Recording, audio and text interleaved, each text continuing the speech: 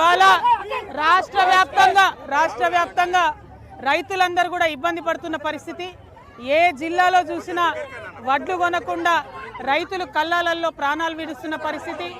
కొన్నకాడ కూడా ఘోరంగా తరుగుదీసి కొనుగోలు కేంద్రాల్లో అవినీతి, కొనుగోలు కేంద్రాల్లో తరుగుదీయడం, రైస్ మిల్లర్ల దగ్గర ప్రభుత్వం కుమ్మక్కై అక్కడ కూడా తరుగుదీయడం, మొత్తం రాష్ట్ర వ్యాప్తంగా కూడా భయంకరమైన పరిస్థితి ఉంది.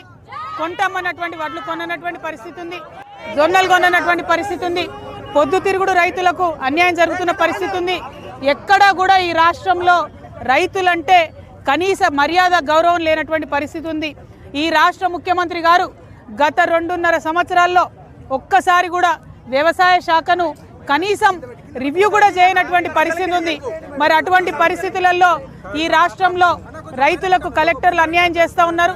ఎక్కడికక్కడ కలెక్టర్లు మౌఖికంగా ఆదేశాలు ఇచ్చారు. అదేమంటే గ్రేడ్ ఏ రైతులు వడ్లు గ్రేడ్ ఏ అయినా సరే గ్రేడ్ లెస్గా రిజిస్టర్ చేస్తున్నారు. ఏదైతే సన్న బియ్యానికి బోనస్ ఇచ్చినామని చెప్పిండ్రో వాటిని ఎగబెట్టేటటువంటి ప్రయత్నంలో భాగంగానే ఇవి చేయడం జరుగుతూ ఉంది. మేము డిమాండ్ చేస్తున్నాం, అన్ని చోట్ల కూడా కల్లాల్లో ఉన్నటువంటి వడ్లను వెంటనే ప్రభుత్వం కొనాలి.